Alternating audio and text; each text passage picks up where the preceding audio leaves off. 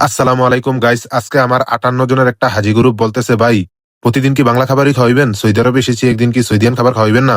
তারপর তাদের জন্য 2টা দুম্বা কিনলাম। দুম্বা কিনে এগুলাকে খেপসা মানে বিরিয়ানি পাকাইয়া হোটেলে নিয়ে আসার পথে নামাজের টাইম হয়ে গেছে, তারপর রাস্তা বন্ধ করে দিছে, গাড়ি আর ঢুকতে দেয়নি। তারপর হাজিরা আমার সাথে হেল্প করে হোটেলের ভিতর খাবারগুলা নিয়ে গেছে। আপনাদের যাদেরই মক্কাতে খাবার এবং হোটেলের প্রয়োজন হবে, অবশ্যই আমার সাথে যোগাযোগ করবেন।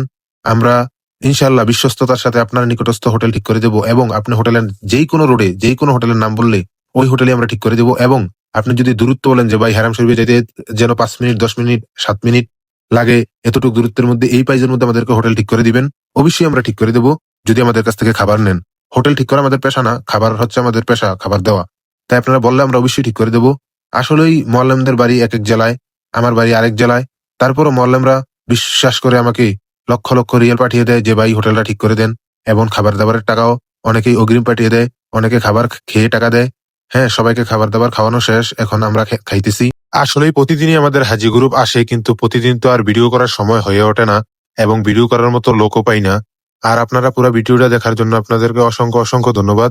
আসলে আপনারা বলেন যে ভাই ভিডিওগুলা করেন, দেখতে ভালো লাগে, কিন্তু ভাই সময় পাই না। তো সময় পাইলে তো ভিডিও করা যায়, কিন্তু সময় সুযোগ হয় না, তাই করতেও পারি না। তাই যেটুকু সময় হয় মাঝে মধ্যে অবশ্যই ভিডিও করবো, আপনারা সাপোর্ট করবেন ইনশাল্লাহ। এই যে এখন মোয়াল্লেম সাহেব থেকে রিভিউ নিতেছি, ভাই খাবারটা কেমন হয়েছে বলেন। মোয়াল্লেম সাহেব বলতেছে খুবই ভালো হয়েছে। অবশ্যই পরবর্তীদের আমাদের প্রত্যেকটা গ্রুপকে একবার হইলেও এরকম সৌদিয়ান খানা খাওয়াইবেন। আর এই